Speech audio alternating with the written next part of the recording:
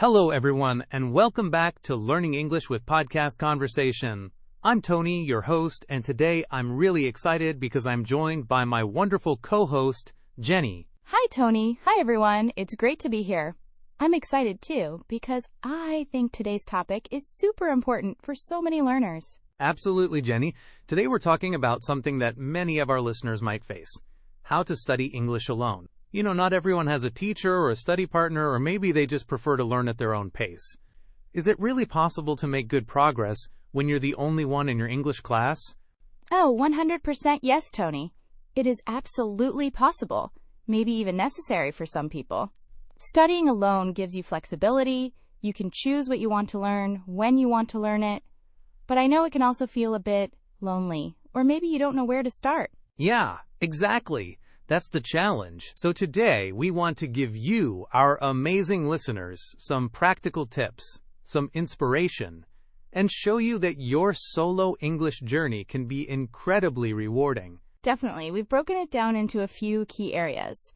So, Tony, where should someone start if they decide, okay, I'm going to learn English by myself? That's a great question. I think the very first step, and maybe the most important one, is setting goals. Realistic goals. Yes. Goals are crucial. Why do you say realistic goals, Tony? Well, when you're alone, there's no teacher telling you what to do, no test date forcing you to study, so it's easy to say, I want to be fluent in English, which is great, but it's a huge goal, maybe too big for tomorrow or next week. Right. If your goal is too big, you might feel overwhelmed and give up quickly. Like climbing a mountain. You can't just jump to the top. Exactly. So for someone studying alone, a realistic goal could be very small to start. Maybe, this week I will learn 10 new words. Or today I will read one short article in English. Or this week I will listen to one episode of an English podcast. Like this one. Yes, definitely listen to this one. Those are excellent examples, Tony. Small, measurable, achievable. When you achieve that small goal, you feel successful, and that feeling motivates you to continue. Yes, it's about building momentum. My personal story here is that when I started learning a new skill alone, I set a goal to practice for 30 minutes every single day. But some days I only had 10 minutes, and then I felt like I failed my goal. It was demotivating. Oh, I understand that feeling. So maybe a more realistic goal would have been practice for at least 10 minutes every day? Precisely. Or practice for 30 minutes most days. Being kind to yourself is important when you're your own teacher. So tip number 1, set small, realistic goals. Great first tip. Okay, so you have your goal. Maybe it's to learn 10 words this week. Now the question is, where do you find those words? This brings us to the next point. Finding resources. Ah, yes. When you're alone, the internet is your best friend. There are so many amazing resources out there, sometimes maybe too many. It can be confusing. It's true. A student studying alone needs to be a detective. You need to look for things that are right for your level and your interests. Don't just pick the first thing you see. Okay, so what kind of resources are we talking about for A1 to B2 learners? Well, let's think. There are apps like Duolingo or Memrise, which are great for vocabulary and basic sentences. There are websites like BBC Learning English or VOA Learning English, which have articles, videos, and audio specifically for learners, often organized by level. Oh yes, those are fantastic. And of course, there's YouTube. So many English teachers and channels, like ours, making videos about grammar, vocabulary, pronunciation, or just conversations like this one. Exactly. Podcasts are great for listening practice, obviously. And don't forget simple things like graded readers. These are books written for different English levels. You can read a story that is interesting but uses simpler words and grammar than a normal book. Graded readers are brilliant. I remember finding some when I was learning Spanish, and it felt so good to finish a book in the language. What about things like movies or music? Absolutely. For learners, starting with movies or TV shows you already know is a good idea. Watch it first in your language, then watch it in English with subtitles in your language, then English subtitles, and finally, maybe no subtitles. Music is great for listening and learning rhythm and common phrases. Wow, that process with movies is a great tip. It makes it less scary. So the key with resources is find what you enjoy and make sure it's not too difficult. If it's too hard, you'll get frustrated. If it's too easy, you'll get bored. Right. It needs to be challenging but possible. And don't try to use 20 different apps and websites at once. Choose one or two and focus. Maybe one for vocabulary, one for listening. Good point. Don't feel like you have to do everything. Find what works for you. Okay, so we have goals, we have resources, but here's maybe the biggest challenge for someone studying alone. How do you practice speaking? Ah, the speaking challenge.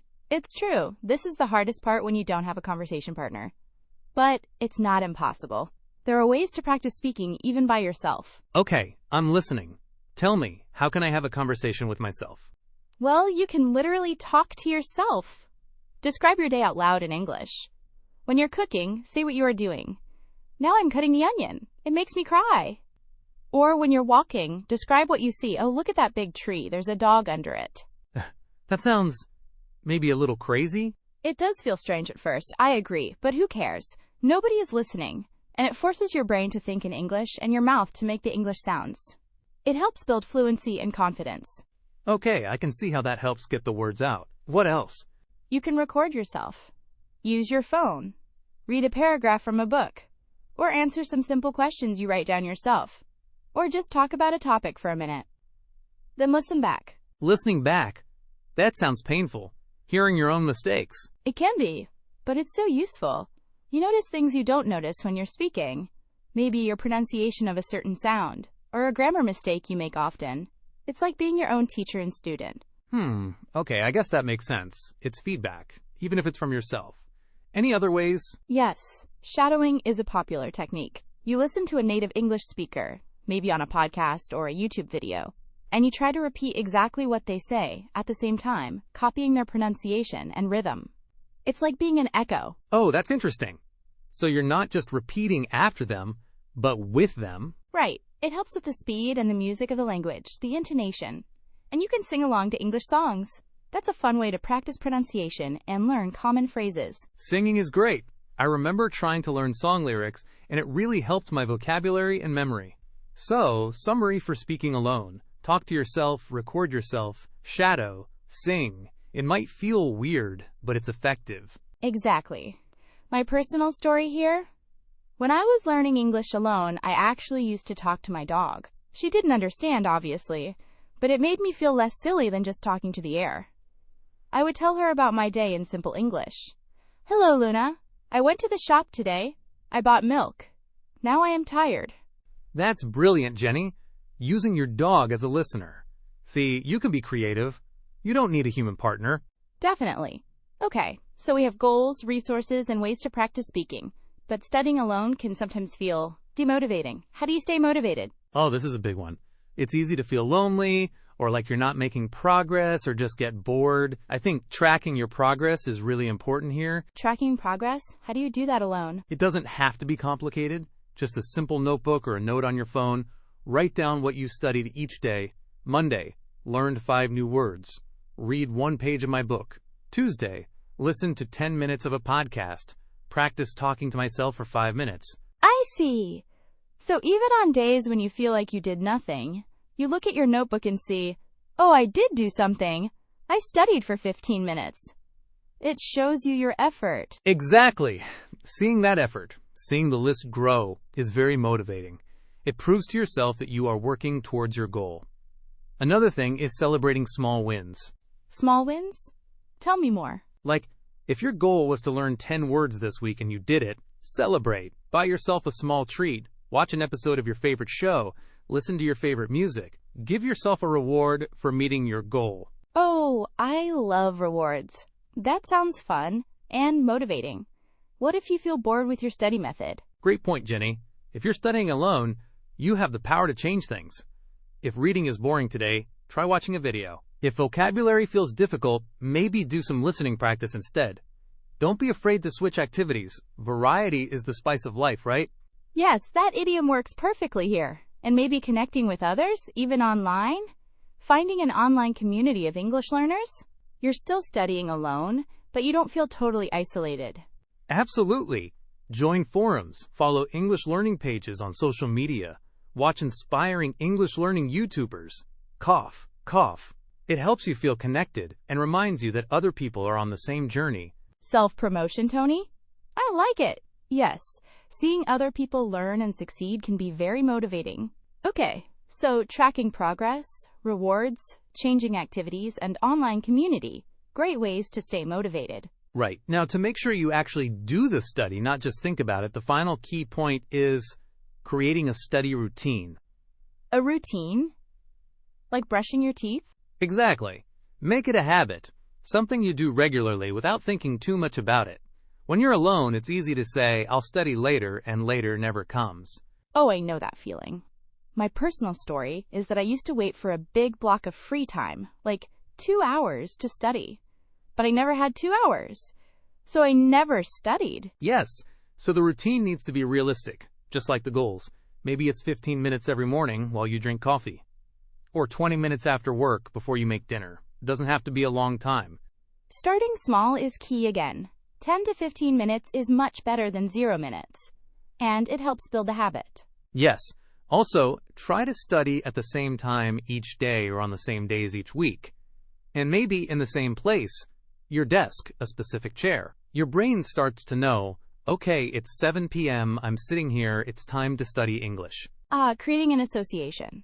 Like when you see your bed, you think sleep.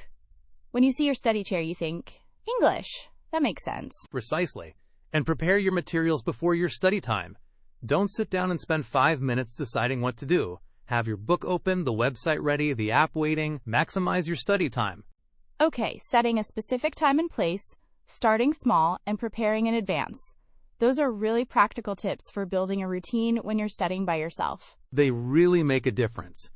Consistency, even for a short time, is so powerful. So, Tony, we've talked about setting goals, finding resources, practicing speaking alone, staying motivated, and creating a routine. Those are our 5 key points. Yes. And I think if our listeners remember just a few things from this episode, what would you say are the absolute key takeaways? Good question. I'd say, first, remember that studying alone is not just possible, it can be very effective. Start small with your goals and your study time and be consistent. Even 10 to 15 minutes a day is great. Start small, be consistent. Got it. What's takeaway number 2? Second, be active with your resources and your practice. Don't just read about English, use it. Try talking to yourself. Try shadowing.